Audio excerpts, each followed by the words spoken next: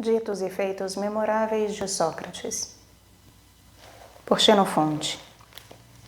Os pensadores, Sócrates, Nova Cultural, canal Le Conde. Caros ouvintes, caso gostem do que aqui é lido, adquiram o livro. E caso gostem do meu trabalho, venham a auxiliá-lo. Isso é possível via Pix, Apoia-se, Vaquinha. Qualquer mínima quantia será muito, muito bem-vinda. Assim como é possível também comprar livros que chegam até mim pela lista da Amazon. E caso haja algum livro que você queira que seja gravado aqui e eu pense ser pertinente, peça, eu o colocarei na lista, você o compra, ele chega até mim e assim gravaremos. Curtam, compartilhem, comentem, divulguem o canal, inscrevam-se no canal. Isso também ajuda a fazer com que esse conhecimento vá mais longe e também a ampliar o meu trabalho. Pela presença, muito obrigada. A todos, uma boa escuta. Ditos e feitos memoráveis de Sócrates por Xenofonte. Canal Le Conde. Tradução de Líbero Rangel de Andrade. Livro 1º. Capítulo 1º.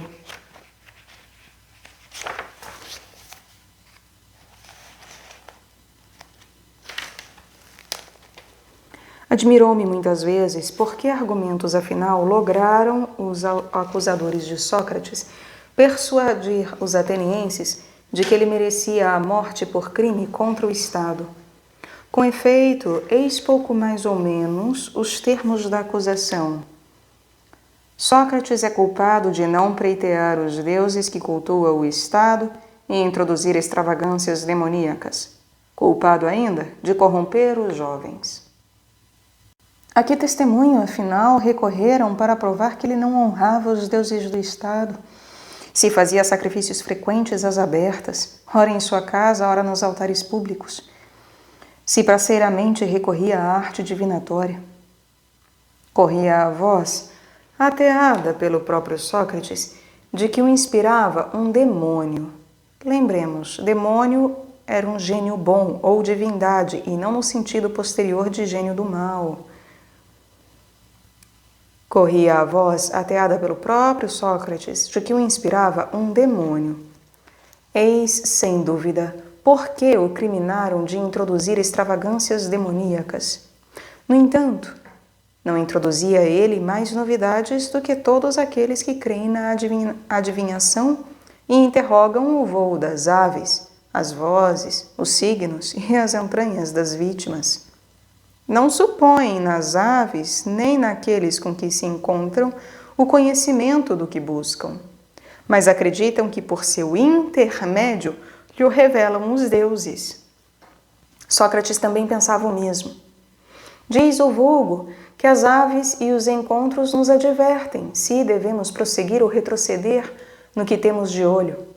Sócrates falava o que sentia, dizendo-se inspirado por um demônio. E, de acordo com as revelações desse demônio, aconselhava aos amigos o fazer certas coisas ou abster-se de outras. Só tinham a ganhar os que o ouviam, arrependiam-se os que nele não acreditavam.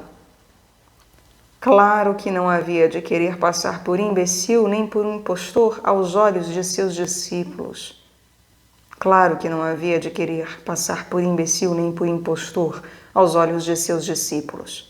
E imbecil e impostor ter-se-ia tornado se predissesse coisas como reveladas por um Deus e em seguida fosse desmentido. Evidente, portanto, é que absteria de predizer caso não estivesse certo de falar verdade. Ora, o que lhe inspiraria esta certeza, senão um Deus? E se tinha fé nos deuses, como poderia negar-lhes a existência? Por outro lado, eis como se portava para com os amigos. Em se tratando de coisas de resultado certo, aconselhava-os a procederem de maneira que melhor lhe parecia. Quanto às coisas de êxito duvidoso, mandava-os consultarem os oráculos. A mister ajudar-se da adivinhação, dizia, para bem gerir as casas e os estados. A arquitetura, a metalurgia, a agricultura e a política e a teoria das ciências que tais o cálculo, a economia e todos os conhecimentos congêneres estão, opinava, ao alcance da inteligência humana. Porém, agregava, o que de mais eminente encerram estas ciências, encofram-nos os deuses para si, sequer entremostrando-os aos olhos dos homens. Com efeito, ignora aquele que bem plantou um vergel, quem lhe colherá os frutos. Quem a capricho construiu uma casa, não sabe quem a habitará.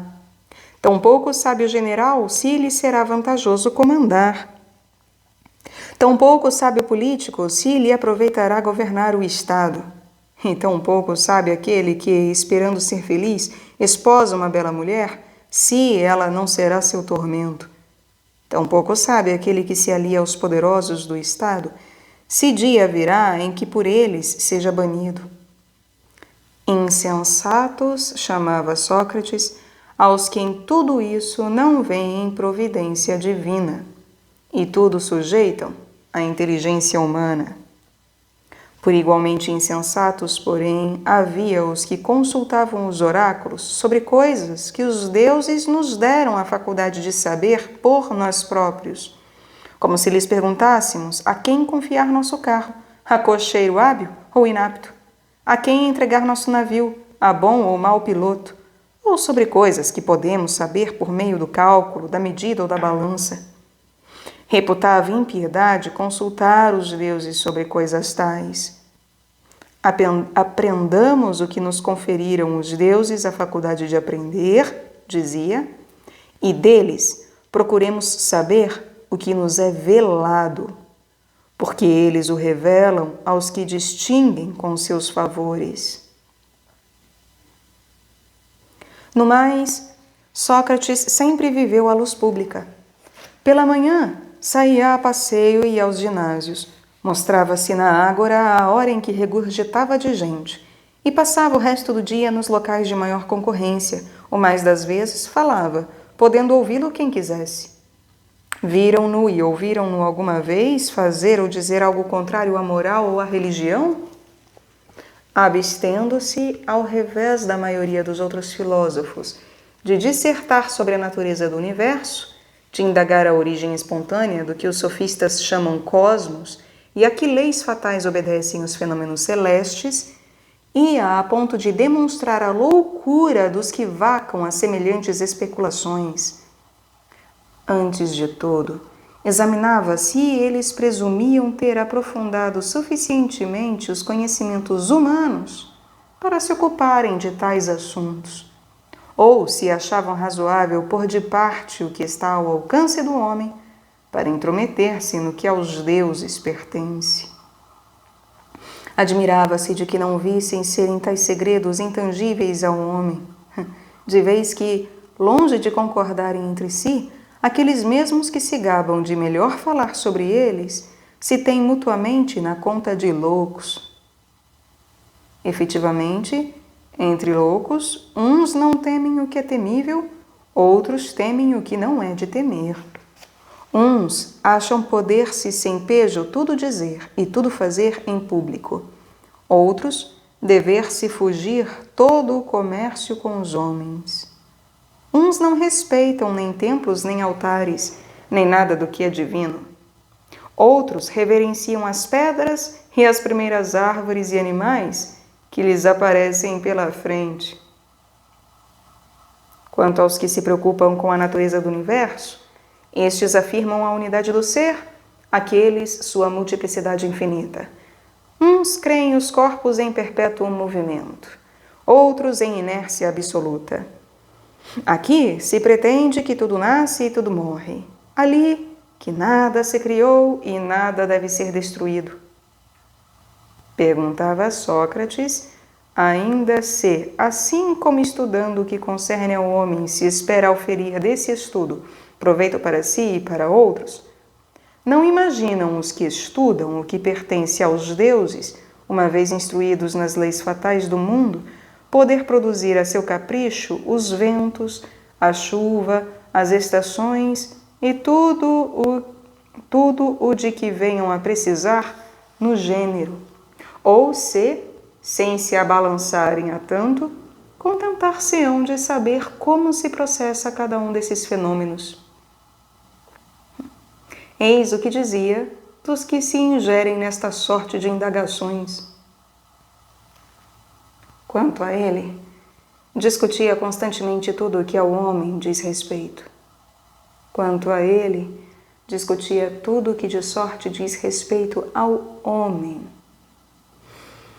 Examinando o que é o piedoso e o ímpio, o belo e o vergonhoso, o justo e o injusto, a sabedoria e a loucura, o valor e a pusilanimidade, o Estado e o homem de Estado, o governo e o governante, e mais coisas deste jaez, cujo conhecimento lhe parecia essencial para ser virtuoso, e sem o qual se merece o nome de escravo. Não admira, pois, que seus juízes se hajam enganado quanto a seus pensamentos íntimos. Porém, o que todos sabiam não é de estranhar que o tenham sobreolhado? Membro do Senado, proferira Sócrates o juramento que aos senadores se exige de desincumbir-se de suas funções de conformidade com as leis. Eleito epístata do Congresso Popular e querendo o povo, contrariamente às leis, condenar à morte, coletivamente por um único voto, 9 generais, entre os quais Trasilo e Erasínides, recusou a votação, não obstante a cólera do povo e as ameaças de muitos poderosos. Preferiu manter-se fiel ao juramento, a cometer uma injustiça de comprazer a multidão e pôr-se a coberto de ameaças. É que, embora diversamente da maneira como crê a maior parte dos homens, acreditava que Deus tem olhos fitos nas ações humanas. É que, embora diversamente da maneira como crê a maior parte dos homens, acreditava que os deuses têm olhos fitos nas ações humanas. Crê a média dos homens que os deuses sabem certas coisas e ignoram outras. Achava Sócrates que de tudo estão ao corrente palavras, ações, pensamentos que estão em toda parte e tudo nos revelam que seja de nossa alçada. Admira-me, pois, hajam crido os atenienses alimentasse Sócrates opiniões extravagantes sobre os deuses. Ele, que jamais coisa alguma disse, nem praticou de ímpio. Ele, cujas palavras e ações sempre foram tais que quem falasse e se portasse do mesmo modo seria reputado o mais pio dos humanos. Capítulo 2. O que igualmente me assombra é o haver se embrechado em certos espíritos que Sócrates corrompia a juventude. Sócrates, que, à parte o que foi dito, era o mais reportado dos mortais nos prazeres dos sentidos, como o da mesa, o mais endurecido contra o frio, o calor, as fadigas de toda espécie, e tão sóbrio que lhe sobrebastava seu minguado pecúlio. Com tais qualidades, como poderia ter desencaminhado os outros à impiedade, à libertinagem, à indolência? Pelo contrário, não divertiu muitos homens desses vícios, fazendo-os amantes da virtude, infundindo-lhes a esperança de, mediante a fiscalização de si mesmos, virem a ser um dia virtuosos? Nunca se disse, contudo, mestre de sabedoria. Posto com seu procedimento, fizesse esperar aos que o frequentaram dele se aproximarem imitando-o. Não descurava do corpo, nem aprovava que o fizessem. Rejeitava o comer com excesso, para ao depois fatigar-se outro tanto, recomendando um repasto regulado pelo apetite e seguido de exercício moderado. Este regime, dizia, conserva a saúde do espírito. Ao demais não era afetado nem refinado, fosse no vestir, fosse no calçar, fosse em toda a sua maneira de viver. Tampouco fazia de seus discípulos homens cúpidos, pois, curando-os das outras paixões, não pedia a menor paga aos que lhe procuravam a companhia. Cria, com esta abstenção, melhor resguardar a própria liberdade, chamando escravizadores de si mesmos os que reclamavam salário por suas palestras, visto se imporem a obrigação de conversar com os que lhes pagam. Admirava-se de que um homem que fizesse profissão de ensinar a virtude exigisse remuneração, e que, em vez de ver na aquisição de um amigo virtuoso a maior das recompensas, temesse que um coração converso à virtude não pagasse o maior dos benefícios com o maior reconhecimento. Aliás, Sócrates nunca prometeu nada de semelhante a ninguém. Porém, abrigava a certeza de ganhar naqueles que lhe seguiam os princípios bons amigos que o amariam e o estimariam reciprocamente para o resto da vida. Como, pois, corromperia um homem desses a juventude? A menos que o incitamento à virtude seja meio de corrupção. Mas, por Júpiter, diz o acusador, enxergava seus discípulos ao desprezo das leis estabelecidas, taxando de estupidez o escolher com uma fava os magistrados de uma república, quando ninguém tiraria à sorte um piloto, um arquiteto, um tocador de flauta, etc., cujos erros são, no entanto, muito menos prejudiciais que os daqueles que governam os estados. Tais falas, acrescenta, inspiram nos jovens o menosprezo da Constituição em vigor e os tornam violentos. De mim, penso que os que praticam a sabedoria e se creem capazes de dar conselhos úteis a seus concidadãos, de modo nenhum são violentos, visto saberem que a violência atiça o ódio e acarreta perigo, enquanto a persuasão elimina os riscos e não prejudica a perfeição. De fato, o homem a quem constrangemos nos odeia, como se houvéssemos lesado. Aquele a quem persuadimos nos preza como se lhe tivéssemos feito um benefício. Não dos que praticam a sabedoria, pois é própria violência, porém, dos que têm força, mas não têm razão. Além do que, na violência, há um mister numerosos auxiliares. Para persuadir, não se precisa de ninguém. Sozinho pode-se convencer. Demais, nunca tais homens mancharam as mãos de sangue. Quem preferiria matar seu semelhante a deixá-lo viver e lhe ser útil pela persuasão?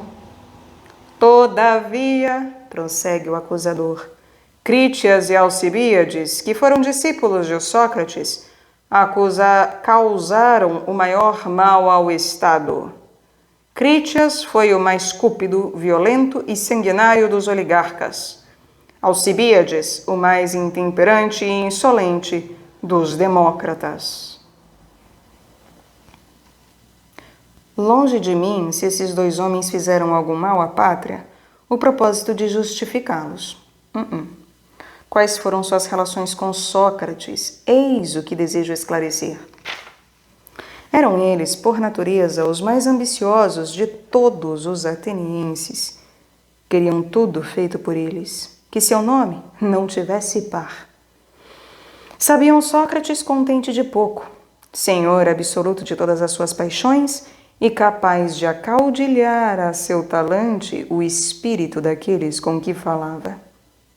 Sabedores disso, e com o caráter que já lhes perfilei, crerá alguém fosse pelo desejo de imitar a vida de Sócrates e sua temperança que lhe solicitavam a conversação, ou na esperança de, frequentando, tornarem-se bons oradores? e hábeis políticos. A mim me quer parecer que se um Deus lhes houvesse dado a escolher entre o viver a vida inteira como vivia Sócrates ou morrer, teriam preferido a morte. Desembuçou-os seu procedimento.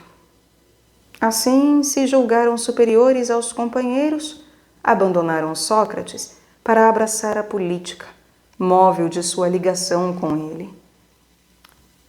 Objetar-me-ão, talvez, que Sócrates não deveria ter ensinado política aos que com ele privavam, antes de ensinar-lhes a sabedoria. Não o nego. Vejo, porém, que todos aqueles que ensinam, praticam o que ensinam, a fim de edificar pelo exemplo os que aprendem a passo igual que os estimulam pela palavra. Sei que Sócrates era para seus discípulos modelo vivo de virtuosidade e que lhes admirava as mais belas lições e que lhes administrava as mais belas lições acerca da virtude e o mais que ao homem concerne. Sei que Crítias e Alcibíades se portaram prudentemente enquanto conviveram com Sócrates. Não que temessem ser por ele castigados ou batidos, mas por crerem então ser a tudo preferível o hábito de virtude. Quiçá sustentem muitos de nossos pretensos filósofos que o homem justo jamais se torna injusto, nem o sábio insolente, que uma vez de posse de uma ciência nunca mais se esquece o que se aprendeu. De minha parte, estou longe de pensar como eles. Vejo, com efeito, que se não se exercita o corpo, a gente se torna inapto para os trabalhos corporais e que, igualmente, se não se exercita o espírito, se torna incapaz dos trabalhos espirituais, não se podendo fazer o que se deve, nem se abster do que se deve evitar. Não se podendo fazer o que se deve, nem se abster do que se deve evitar. Eis porque os pais, seja qual for a sabedoria de seus filhos, os afastam dos homens perversos, convictos de que o comércio dos bons alenta a virtude e cresta a dos maus.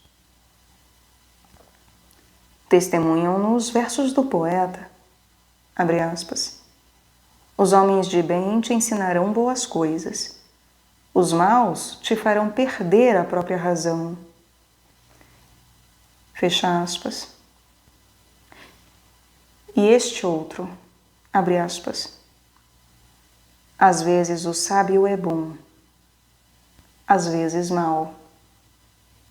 Fecha aspas. A esses testemunhos ajunto o meu, pois vejo que, se pela falta de exercício se esquecem os versos, não obstante o recurso da medida, da mesma forma se esquece a palavra do mestre, por causa da negligência. Ora, quando se esquecem estas exortações, se esquecem também as impressões que induzem a alma a desejar a sabedoria. E olvidadas tais impressões, não admira que se olvide a própria sabedoria.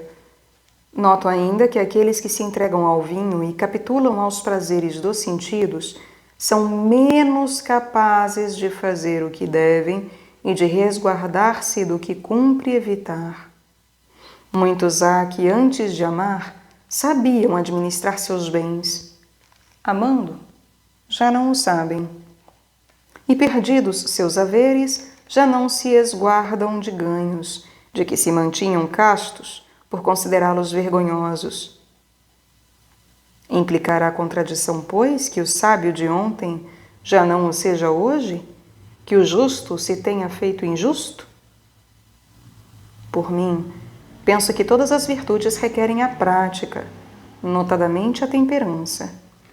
Inatas na alma com o corpo, as paixões incitam a pôr de lado a sabedoria e a satisfazer o mais presto os apetites sensuais. Enquanto conviveram com Sócrates, tanto Crítias como Alcibíades puderam, graças ao seu auxílio, sopear as más paixões.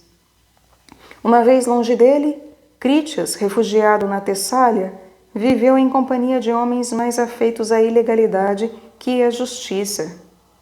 Perseguido por causa de sua beleza por uma multidão de mulheres da mais alta categoria, corrompido por causa do crédito de que gozava assim na República como nas cidades aliadas, por um enxame de hábeis aduladores, honrado pelo povo, alcançando sem esforço o primado do poder, Alcibíades relaxou-se, tal esses atletas que, triunfando facilmente em todas as lutas, descuidam de todo exercício. Depois, orgulhosos de seus nascimentos, soberbos de sua riqueza, ébrios de próprio poder, amolentados por uma turba de indulgentes, corrompidos de tantos lados ao mesmo tempo, admira que sua insolência haja transposto todos os limites? E a Sócrates é que acha o acusador de imputar as faltas que cometeram? Entretanto, quando eram jovens, numa idade em que mais que nunca deveriam ter sido desregrados e intemperantes, Sócrates conteve-os na moderação, o que o acusador não acha digno de menor louvor. Não é esta a praxe do julgador. Onde o flautista, o citarista ou mestre qualquer, a quem se reproche o fato de seus discípulos, uma vez formados, se tornarem maus sob outros mestres? Onde o pai cujo filho, prudente enquanto manteve relações com um amigo, se haja pervertido na sociedade de outro, que se lembre de acusar o primeiro amigo? Pelo contrário, não o elogiará tanto mais quanto mais vicioso se tenha tornado seu filho com o segundo?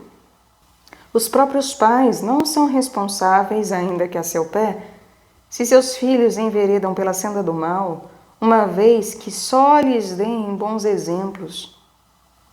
Eis como se devia julgar Sócrates. Cometeu ele próprio algum mal? Merece ser tratado como perverso, se tal.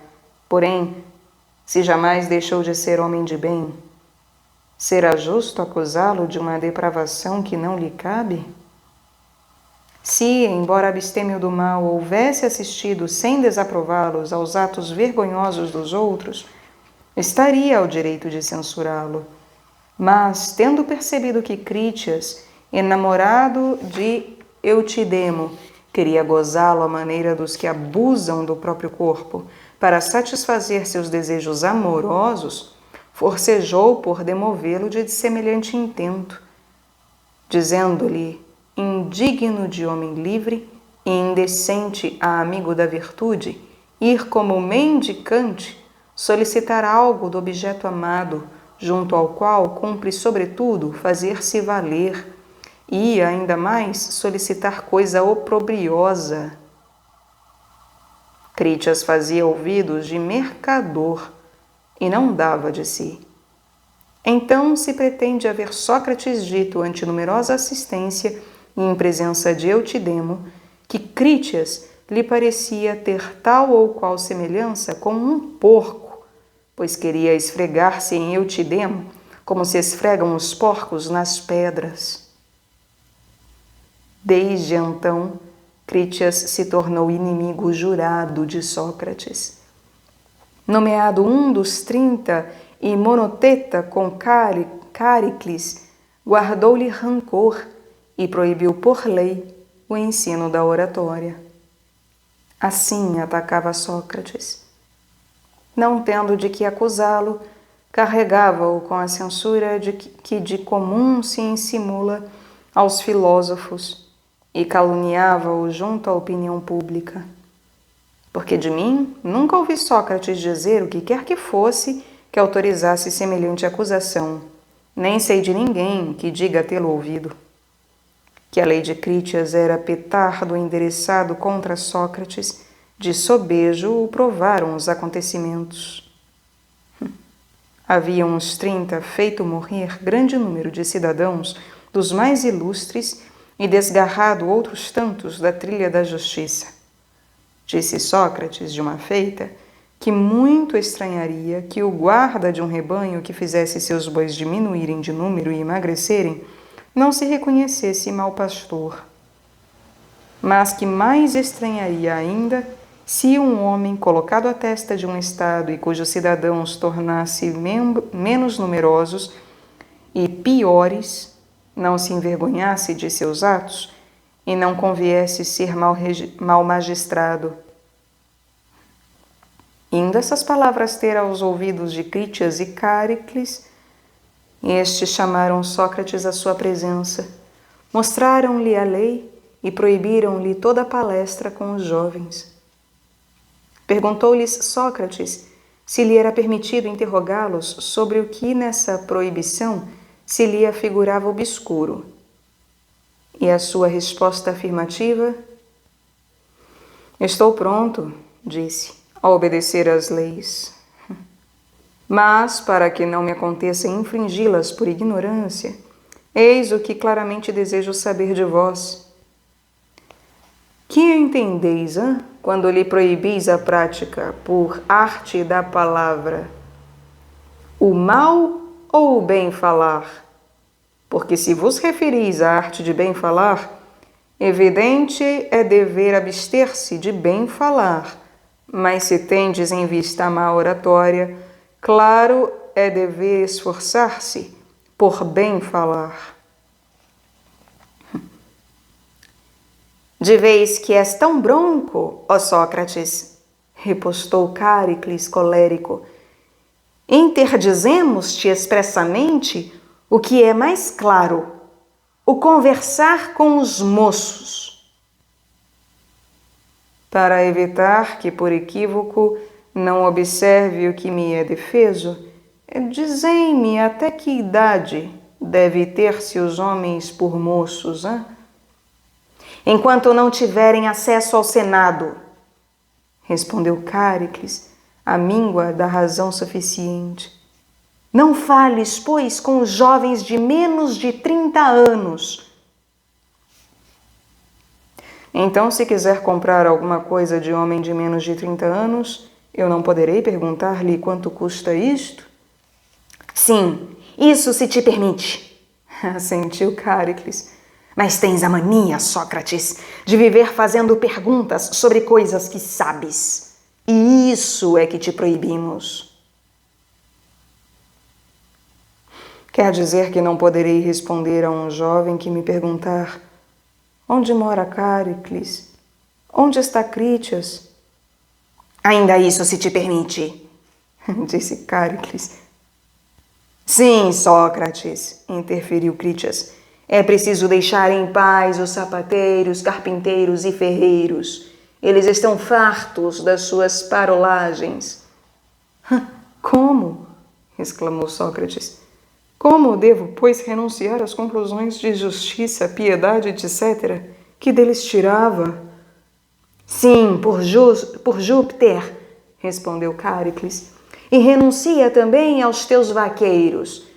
De outra forma, arriscas diminuir, por tua vez, o número dos bois. Estas palavras denotam claramente que haviam sido inteirados do propósito sobre os bois e estavam abespinhados com Sócrates. Vimos, pois, quais eram as relações entre Critias e Sócrates e suas disposições mútuas. Não hesito em dizer impossível aprender com mestre que não nos agrade. Ora, Critias e Alcibíades frequentavam Sócrates, não porque este lhes agradasse, mas por abrigarem a esperança de governar o Estado. Enquanto se mantiveram a seu lado, procuraram aproximar-se, sobretudo, dos que se achavam ligados aos negócios públicos. Assim, dizia-se que Alcibíades, antes dos 20 anos de idade, teve com Péricles, seu tutor e primeiro cidadão de Atenas, esta conversa em torno das leis. Diz-me, Péricles, podes ensinar-me o que é uma lei? Naturalmente, respondeu Péricles. Ensina-me então, em nome dos deuses. tornou Alcibíades. Pois ouço elogiarem certos homens por seu respeito às leis, e me parece que, sem saber o que seja uma lei, jamais se poderia merecer tal encômio. Se é isso que desejas saber, fácil é dizer-te, Alcibíades. Disse Péricles. Chama-se lei toda deliberação em virtude da qual o povo reunido decreta o que se deve fazer ou não. E que ordena ele que se faça, o bem ou o mal? O bem, rapaz, por Júpiter, e nunca o mal. E quando em lugar do povo é como numa oligarquia, uma reunião de algumas pessoas que decreta o que se deve fazer, como se chama isso? Tudo o que após a deliberação ordena o poder que se dirige um Estado se chama lei. Mas se um tirano que governa um Estado ordena aos cidadãos fazer tal ou tal coisa, trata-se ainda de lei? Sim, tudo o que ordena um tirano que detém o poder se chama lei. O que é então, Péricles, a violência e a ilegalidade? Não é o ato pelo qual o mais forte, em vez de persuadir o mais fraco, constrange-o a fazer o que lhe apraz?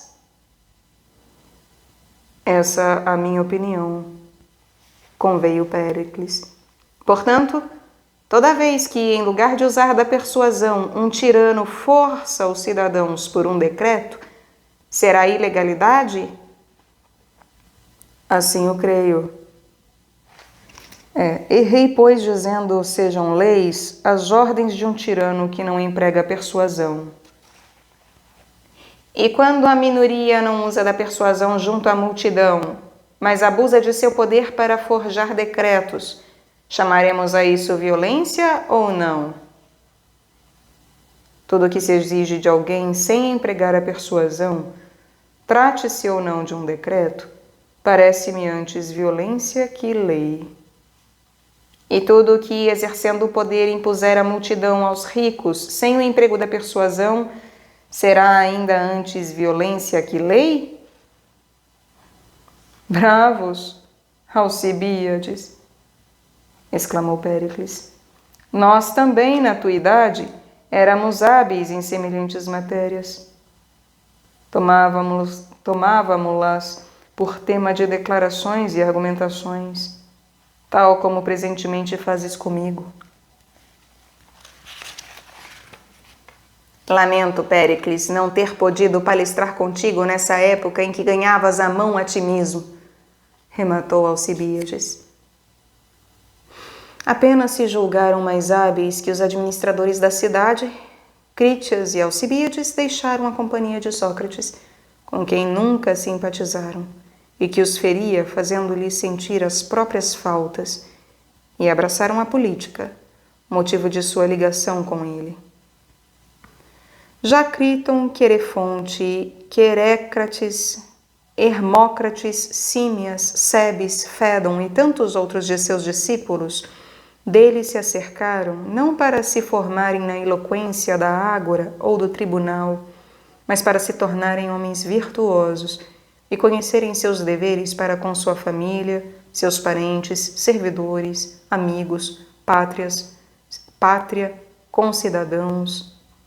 E jamais nenhum deles, nem na juventude nem em idade mais avançada, praticou o mal, nem disso foi acusado. Mas Sócrates, disse o acusador, destruía nas crianças o respeito filial, convencendo seus discípulos de que os tornava mais hábeis que seus pais, dizendo-lhes que a lei permite encarcerar o pai convicto de loucura, para provar o que dizia, que ao homem instruído assiste o direito de encadear o ignorante. Longe disso, achava Sócrates que o indivíduo que, sob capa de ignorância, acorrentasse outro, merecia ser acorrentado a seu turno pelo primeiro que soubesse mais que ele. Eis porque examinava de quotio em que difere a ignorância da loucura, parecendo-lhe não se proceder erradamente, encarcerando os loucos, em seu próprio interesse e de seus amigos, ao passo que os ignorantes devem aprender o de que necessitam da boca dos que não sabem. Não só aos pais, prossegue o acusador, mas também aos outros parentes ensinava Sócrates seus discípulos a desrespeitarem, dizendo que quando se está doente ou empenhado num processo, de nada valem os parentes, e sim os médicos ou os advogados. Do mesmo modo, falando dos amigos, dizia que de nada nos serve sua benevolência, se não nos aproveita, que só merecem nossa estima os que sabem o que é preciso saber e não-lo podem ensinar. E como persuadia os jovens de que era muito sábio e muito hábil em tornar os outros sábios, convencia-os em proveito próprio a não agasalharem a menor estima a seus semelhantes. Não ignoro usar-se Sócrates dessa linguagem ao falar dos pais, parentes e amigos.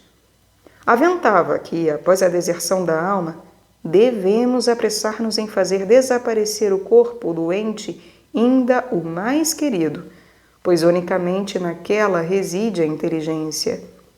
Enquanto vivo, dizia, o homem corta com as próprias mãos ou faz cortar por outrem o que em seu corpo, objeto de sua mais viva afeição, lhe parece inútil e supérfluo. Assim os homens cortam da vontade própria as unhas, os cabelos, as calosidades. Assim os homens cortam de vontade própria as unhas, os cabelos, as calosidades. Entregam-se aos médicos para que os cortem e queimem com dores e sofrimentos indizíveis e ainda se creem na obrigação de recompensá-los. Afinal, cospem a saliva o mais longe possível da boca, porque de nada lhes serve guardá-la, sendo até prejudicial. E assim falando, não exortava a enterrar o pai vivo, nem cortar-se a si mesmo em pedaços, mostrando que o que é inútil deve ser desprezado. Instava seus discípulos a envidarem todos os esforços por tornar-se o mais sóbrio e úteis possível, a fim de que, se desejassem granjear a estima dos pais, irmãos ou não importa quem, não se fiassem apenas nos liames parentescos, mas procurassem ser úteis àquele cuja estima ambicionassem. Pretende o acusador que Sócrates escolhesse os trechos mais perigosos dos grandes poetas e os utilizasse como argumentos para formar seus discípulos no crime e na violência. Assim, quando citava este verso de Hesíodo, não a ação, mas a inação é que é vergonhosa, seria para mostrar o poeta animando a não deixar passar nenhuma oportunidade, justa ou injusta, e de tudo aproveitar-se. Longe disso a verdade, reconhecendo ser a ação útil e honrosa ao homem e a inação prejudicial e vergonhosa, uma um bem e a outra um mal, dizia que aqueles que praticavam o bem agem, e agem como deve agir-se, enquanto chamava ociosos os que jogam dados ou se dedicam a outras ocupações condenáveis e funestas. Assim compreendido, nada mais verdadeiro que o verso não a ação, mas a inação que é vergonhosa. Acrescenta ainda o acusador que Sócrates citava frequentemente estes versos de Homero, onde se diz de Ulisses que, quando via um rei, um herói de escol, detinha-o com palavras de lisonja. Filhos dos deuses, não fujas como um covarde, senta-te e faze sentar tua grosseira falange. Mas se topava com um rele soldado a vociferar, batia-lhe com cetro e rude e altivamente lhe dizia: senta-te, mísero, ouve a palavra de quem vale mais que tu, raça inútil e frívola, covarde no combate, zero no conselho. Tais versos explicá-los-ia Sócrates, como se o poeta tivesse aprovado que se maltratasse aos plebeus e aos pobres. A verdade, porém, é que Sócrates nunca disse semelhante coisa. Do contrário, haveria crido se devesse maltratá-lo a ele próprio. Dizia que os homens que nada valem, tanto no conselho como na ação, incapazes, quando necessário, de prestar seu concurso ao exército, ao Estado, à nação, e não obstante prenhes de atrevimento, devem ser reprimidos por todos os meios, ainda que ricos. Muito pelo contrário, Sócrates mostrava-se abertamente amigo do povo e filantropo. De feito, cercado de numerosos discípulos atenienses e estrangeiros, jamais auferiu proveito algum desse comércio, transmitindo a todos e sem reserva o que sabia.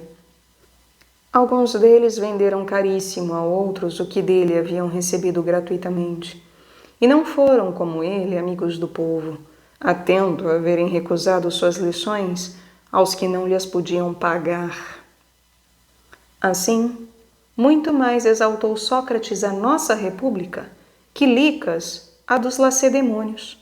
Licas tinha sua mesa aberta aos forasteiros que as giminopédias atraíam à Lacedemônia. Sócrates, espargindo seu tesouro durante todo o curso de sua vida, prestou o maior dos serviços a todos os que dele quiseram quinhoar, devolvendo melhores os que o procuravam. Senhor de tal caráter, minha convicção é que Sócrates merecia de nossa cidade não a morte, porém honras. Julgai o fato à luz das leis, e haveis de concordar comigo. Passível da pena de morte, segundo as leis, é quem for surpreendido roubando, furtando roupas, cortando bolsas, arrebentando paredes, vendendo seus semelhantes, pilhando templos. Todos crimes de que mais que ninguém se absteve Sócrates. Excitou sedições ou ocasionou derrotas? Maculou-se em alguma traição ou outro crime qualquer? Esbulhou alguém de seus haveres? Lançou alguém na desgraça? Não, jamais foi acusado de nenhum destes crimes. Como então poderia ser submetido a julgamento? Ele que, longe de pretender a inexistência dos deuses, como o incrimina o auto de acusação, mais que ninguém foi respeitoso da divindade. Longe de corromper os jovens, como lhe censura a acusação, extirpava aos olhos de todos as paixões de seus discípulos e trabalhava por inspirar-lhes o amor à virtude, essa deidade tão bela e tão sublime que fez florescerem as cidades e os lares. Assim procedendo, como não mereceu as maiores honras de sua pátria? Capítulo 3.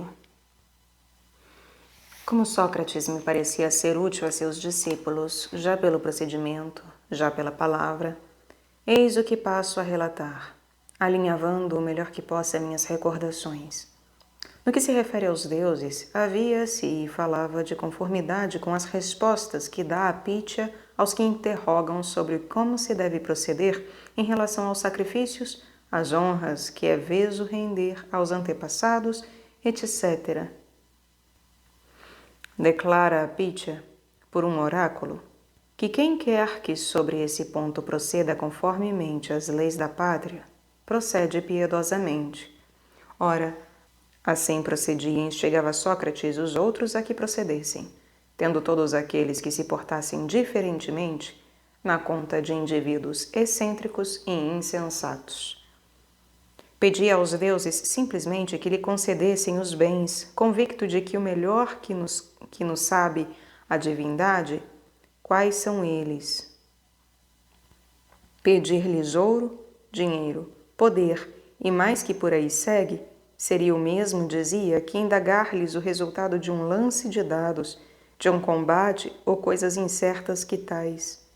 Modesto em suas oferendas, modestos como eram seus haveres, nem por isso julgava ficar abaixo dos ricos, que, senhores de largas posses, ofertam vítimas de avantajado tamanho e em grande número.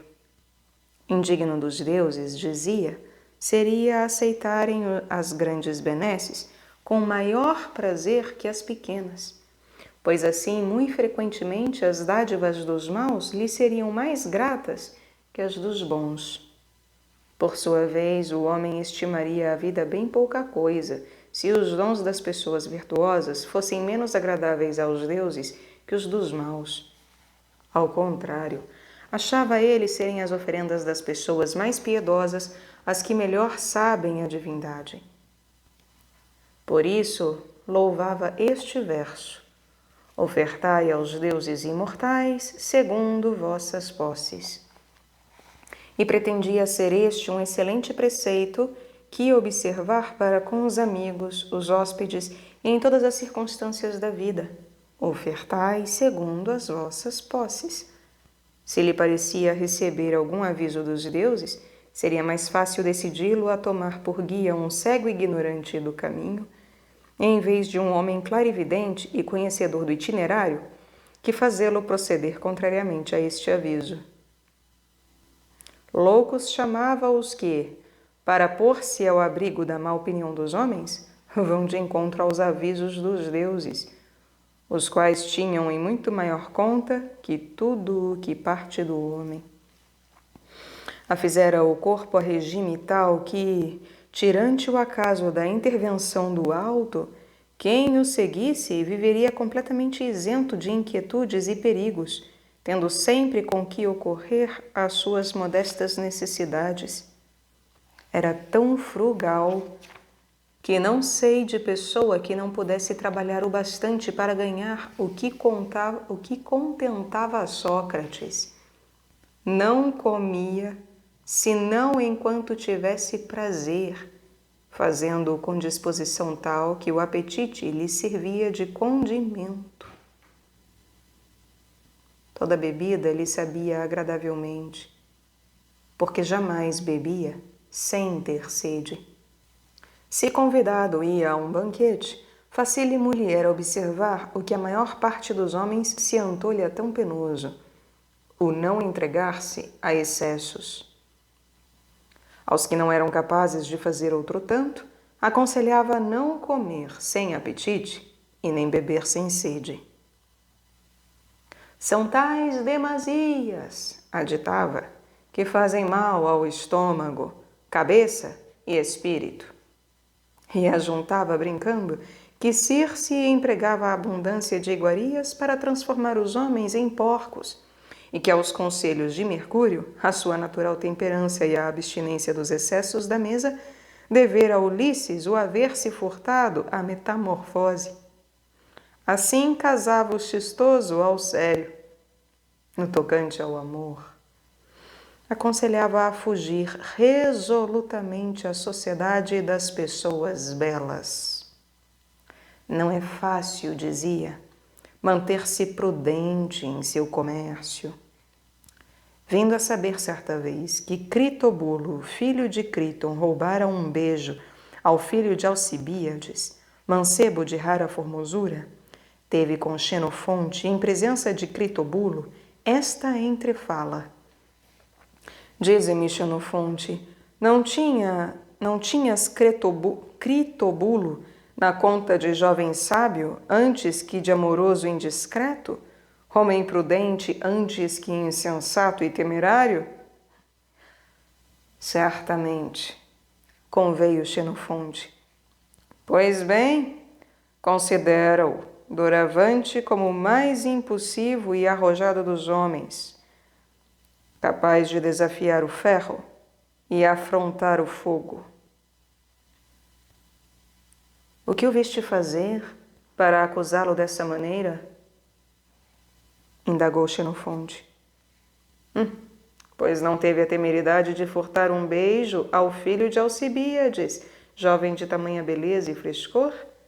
Ora, isso é ato de temerário, retrucou Xenofonte.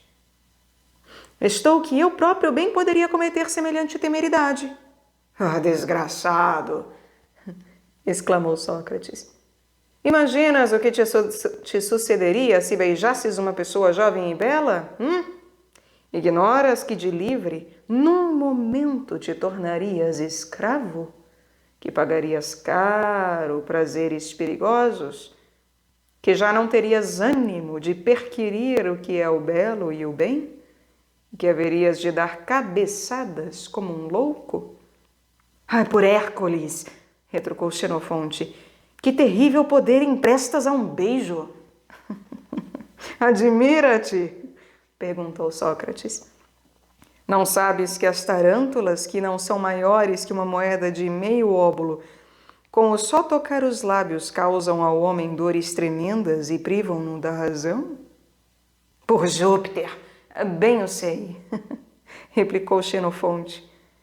Mas é que ao picar a carne, as tarântulas insinuaram-lhe não sei o quê. Insensato, bradou Sócrates. Não desconfias haver no beijo de uma pessoa jovem e bela algo que teus olhos não veem?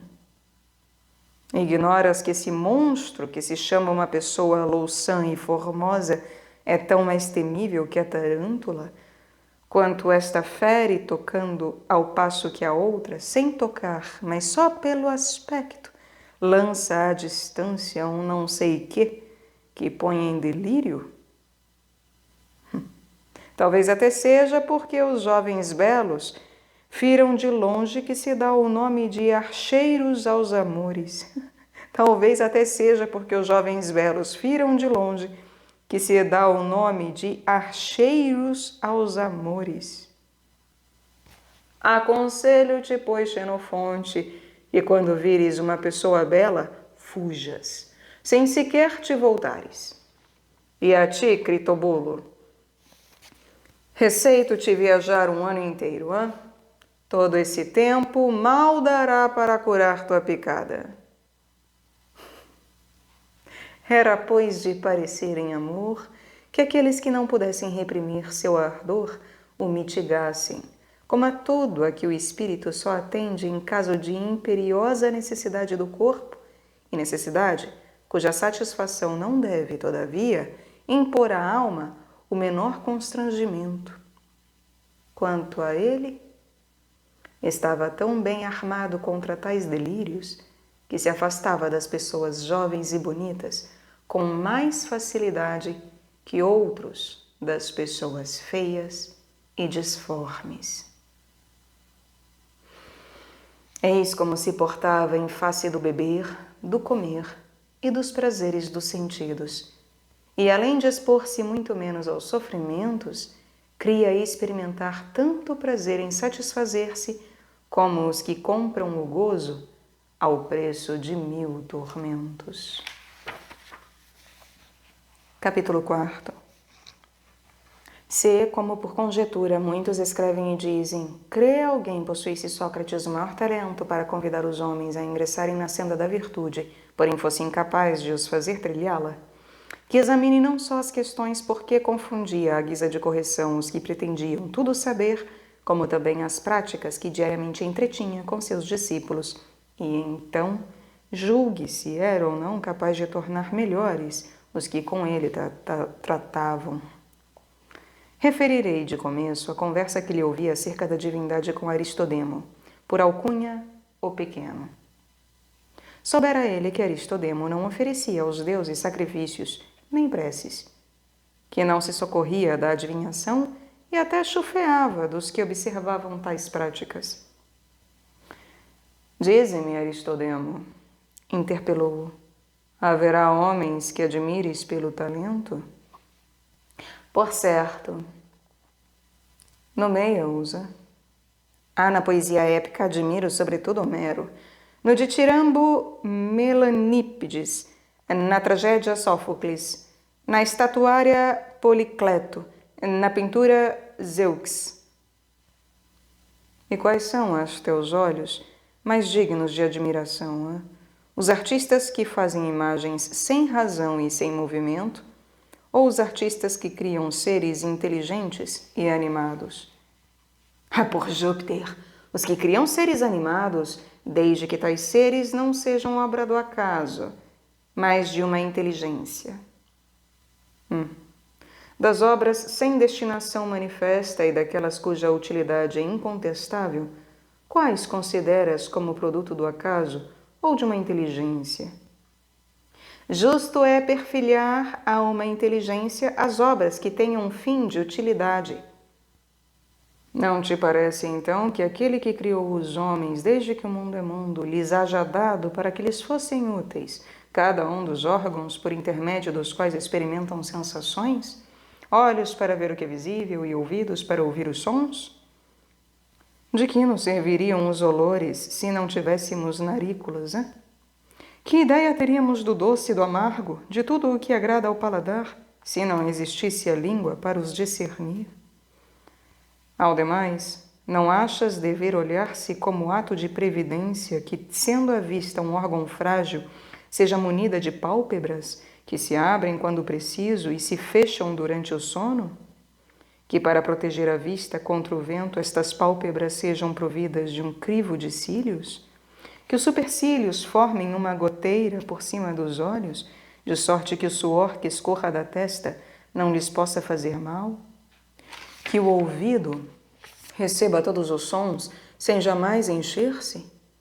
Que em todos os animais os dentes da frente sejam cortantes e os molares aptos a triturar os alimentos que daqueles recebem? Que a boca, destinada a receber o que excita o apetite, esteja localizada perto dos olhos e das narículas, de passo que as dejeções que nos repugnam têm seus canais afastados o mais possível dos órgãos dos sentidos? Trepidas em atribuir a uma inteligência ou ao acaso todas as obras de tão alta providência? Ah, não, por Júpiter, respondeu Aristodemo. Parece, sem dúvida, tratar-se da obra de algum artífice sábio e amigo dos seres que respiram. E o desejo inspirado às criaturas de se reproduzirem, hein? E o desejo inspirado às mães de alimentarem o próprio fruto, e neste fruto o maior amor à vida e o mais profundo temor da morte. Evidentemente, tudo isso são obras de um ente que decidira existissem animais. Creste um ser dotado de certa inteligência e negas existir algo inteligente fora de si, fora de ti, quando sabes não teres em teu corpo senão uma parcela da vasta extensão da terra, uma gota da massa das águas, e que tão somente uma parte ínfima da imensa quantidade dos elementos entra na organização do teu corpo? Pensas haver assambarcado uma inteligência que, conseguintemente, inexistiria em qualquer outra parte, e que esses seres infinitos em relação a ti em número e grandeza sejam mantidos em ordem por força ininteligente? Sim, por Júpiter, pois não lhes vejo os autores como vejo os artífices das nossas obras. Tampouco vês tua alma, senhora do teu corpo, de sorte que poderias dizer nada fazeres com inteligência, mas tudo fazeres ao acaso. Claro, Sócrates, que não desprezo a divindade, mas creio-a muito grande para ter necessidade de meu culto. Contudo, quanto maior for o ente que se digna de tomar-te sob sua tutela, tanto mais lhe deves homenagens. Pois olha, se achasse que os deuses se ocupam dos homens, eu não os negligenciaria. Como julgá-lo que não, se antes de mais nada só ao homem, dentre todos os animais, concederam a faculdade de se manter de pé, postura que lhe permite ver mais longe, contemplar os objetos que lhe ficam acima e melhor guardar-se dos perigos. Na cabeça colocaram-lhe os olhos, os ouvidos, a boca. E enquanto aos outros animais davam pés que só lhes permitem mudar de lugar, ao homem presentearam também com as mãos, com o auxílio das quais realizamos a maior parte dos atos que nos tornam mais felizes que os brutos. Todos os animais têm língua. A do homem é a única que, tocando as diversas partes da boca, articula sons e comunica aos outros tudo o que queremos exprimir. Deverei falar dos prazeres do amor, cuja faculdade, restrita para todos os outros animais a uma estação do ano só, para nós se estende ininterruptamente até a velhice? Nem se satisfez a divindade em ocupar-se do corpo do homem, mas o que é o principal, deu-lhe a mais perfeita alma. Evidentemente, qual outro animal cuja alma seja capaz de reconhecer a existência dos deuses, autores deste conjunto de corpos imensos e esplêndidos, hein? Que outra espécie, além da humana, rende culto à divindade? Qual animal capaz, tanto quanto o homem, de premunir-se contra a fome, a sede, o frio, o calor, curar as doenças, desenvolver as próprias forças pelo exercício, trabalhar por adquirir a ciência, recordar-se do que viu, ouviu ou aprendeu? Não te parece evidente que os homens vivem como deuses entre outros animais, superiores pela natureza do corpo como da alma? Com o corpo de um boi e a inteligência de um homem, não se estaria em melhor condição que os seres apercebidos de mãos, mas desprovidos de inteligência. Tu, que reúnes essas duas vantagens tão preciosas, não crês que os deuses se carpem de ti? Que será preciso então que façam para convencer-te? Que me enviem, como dizes que te enviam, avisos sobre o que deva ou não fazer.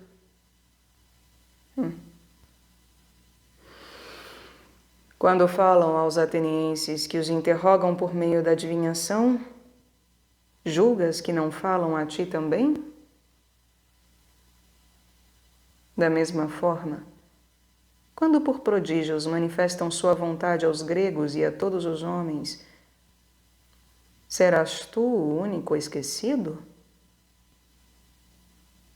Pensas que, se não tivessem poder para tanto, os deuses teriam incutido nos homens a crença de poderem distribuir o bem e o mal? E que os homens, por eles enganados há tantos séculos, ainda não o teriam percebido? Não vês que as instituições humanas mais antigas e mais sábias, estados e nações, são também as mais religiosas? Que as épocas mais lúcidas são também as de maior piedade? Saiba, meu caro, que tua alma aposentada em teu corpo governa-o como lhe apraz. Mister é acreditar, portanto, tudo dispor a seu agrado à inteligência que habita o universo. Que vista pode abranger um raio de vários estádios, e os olhos da divindade não poderiam tudo abarcar ao mesmo tempo? Teu espírito pode ocupar-se simultaneamente do que se passa aqui, no Egito, na Sicília, e a inteligência da deidade não seria capaz de em tudo pensar a um só tempo.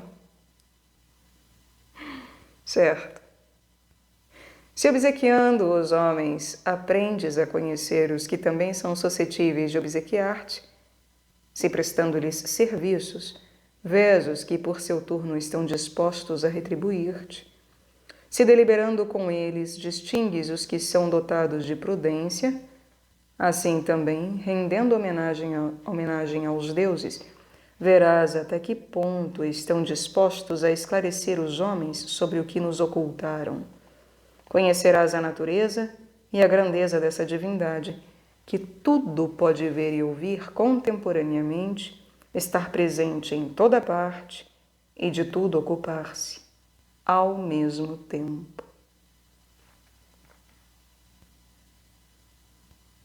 Tenho para mim que, assim falando, Sócrates ensinava seus discípulos a se absterem de toda a ação ímpia, injusta e reprovável, não somente em presença dos homens, como também na soledade, na solidão, visto convencê-los de que nada do que fizessem escaparia aos deuses.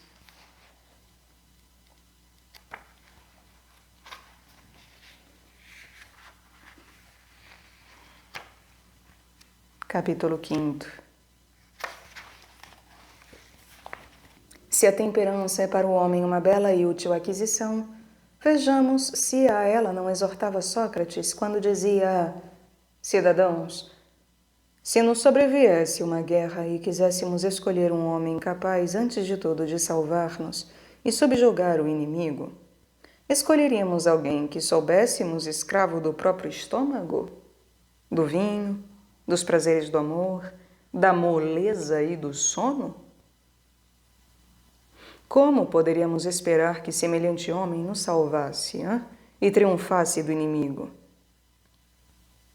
Se ao termo da existência desejássemos confiar a alguém a educação de nossos filhos, a honra de nossas filhas, a administração de nossos bens, veríamos o intemperante digno de tal confiança? Entregaríamos a um escravo intemperante a guarda dos nossos rebanhos, de nossos celeiros, a gerência de nossos trabalhos? Aceitá-lo-íamos, ainda que gratuitamente, como intendente e provedor? E se não quereríamos nem sequer um escravo intemperante, como não temermos parecer com ele? De fato, não se pode dizer que, da mesma forma que, esbulhando os outros de seus bens, crê o avaro enriquecer, seja o intemperante prejudicial aos outros, mas útil a si próprio. Ao contrário, se faz mal aos outros, mais ainda o faz a si mesmo. Pois o que é mais pernicioso que arruinar ao mesmo tempo que sua casa, o corpo e a alma? No comércio da vida, quem gostaria de um homem que a seus amigos prefere o vinho e a boa mesa? A seus companheiros, as mulheres prostituídas? Não é um dever para todo aquele que saiba ser a temperança o cimento da virtude, ou encostoá-la antes de tudo na própria alma? Sem ela, como discernir o bem e praticá-lo dignamente? O escravo das próprias paixões não degrada vergonhosamente o corpo e o espírito? Parece-me por Juno que todo homem livre deve pedir aos deuses: não venha a ter um escravo tal, e todo escravo das próprias paixões encontre bons senhores. Do contrário, está perdido. Eis o que dizia, e suas ações, mais que suas palavras, testemunhavam sua temperança. Sobranceiro não somente aos prazeres dos sentidos, como também ao que busca a riqueza, achava que receber dinheiro do primeiro que aparece é comprar um senhor e sujeitar-se à mais ignominiosa servidão. Capítulo 6. Convém não calar a conversação que teve com o sofista Antifão.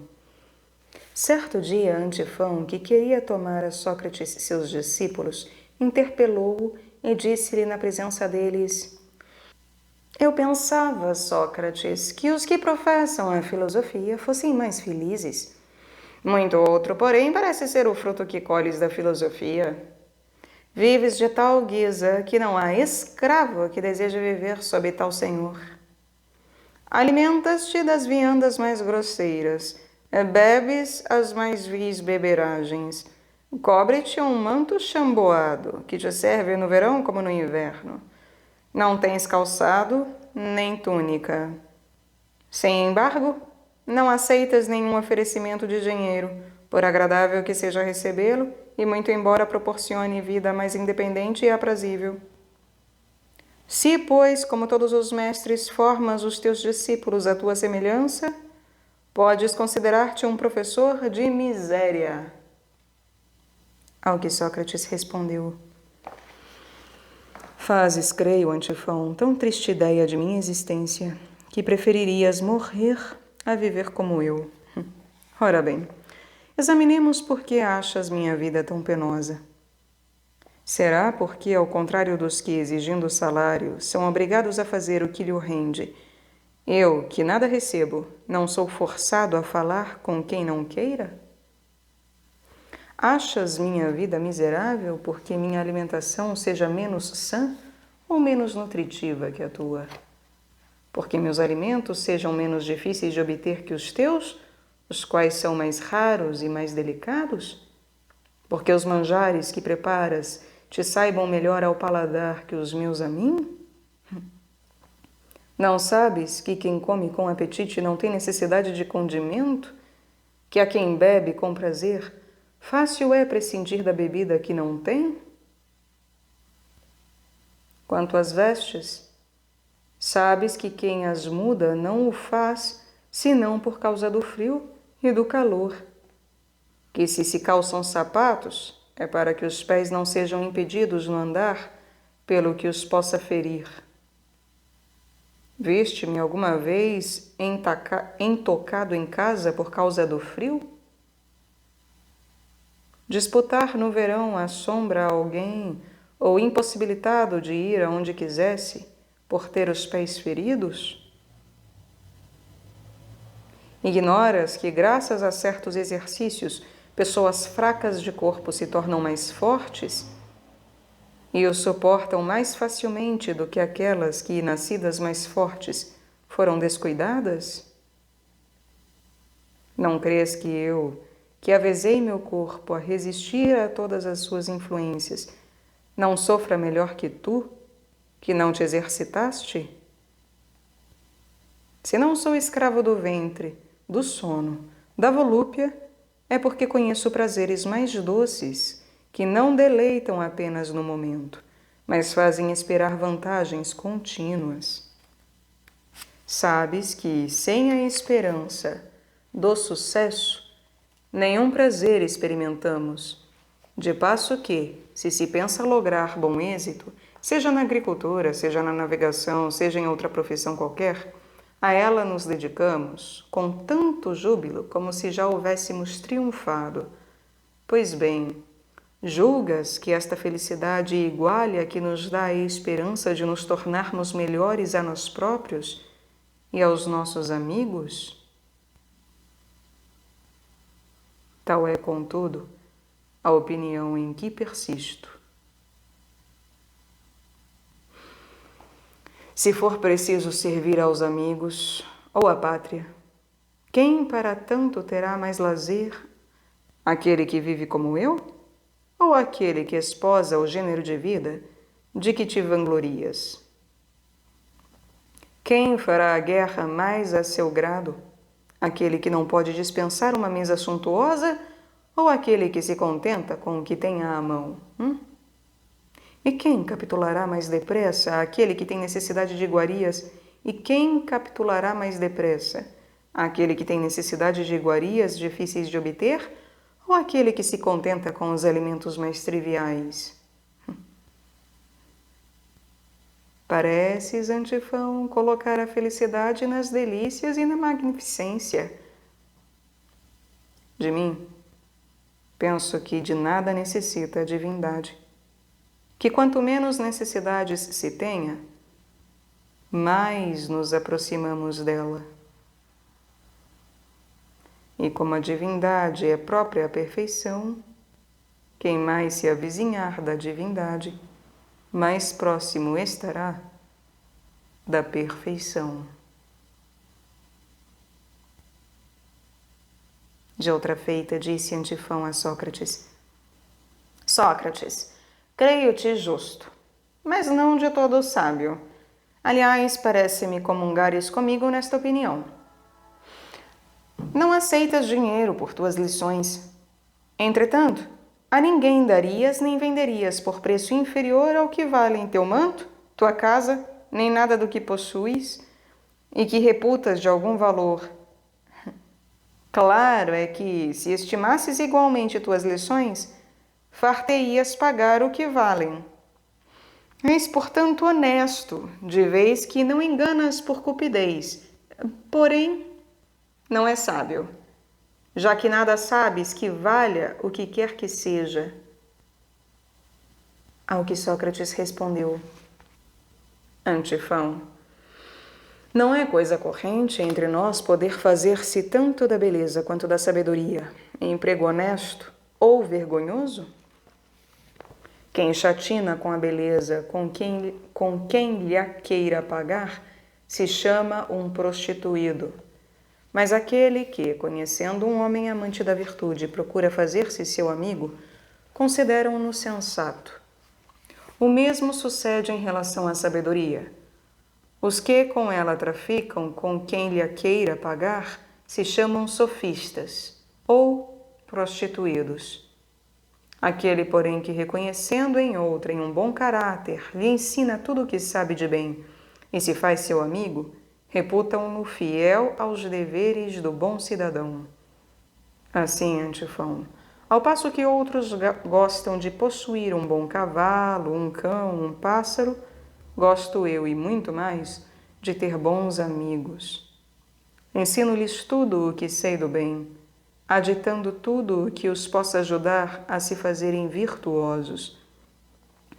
Os tesouros que nos legaram os antigos sábios em seus livros, percorro-os de conversa com meus amigos.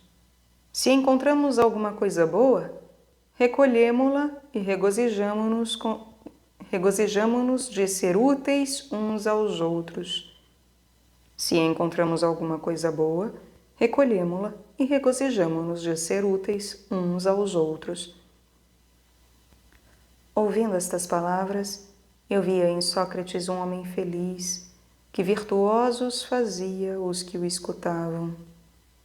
De outra vez, perguntando-lhe Antifão por que razão se gloriava de tornar os outros hábeis na política, não se ocupava ele próprio desta ciência, que pretendia conhecer, diz ele, que seria preferível, Antifão, respondeu Sócrates, consagrar tão somente a minha pessoa à política ou dedicar meus cuidados a tornar grande número de indivíduos capazes de a ela vacarem. Que seria preferível, Antifão? Consagrar tão somente a minha pessoa à política ou dedicar meus cuidados a tornar grande número de indivíduos capazes de a ela vacarem?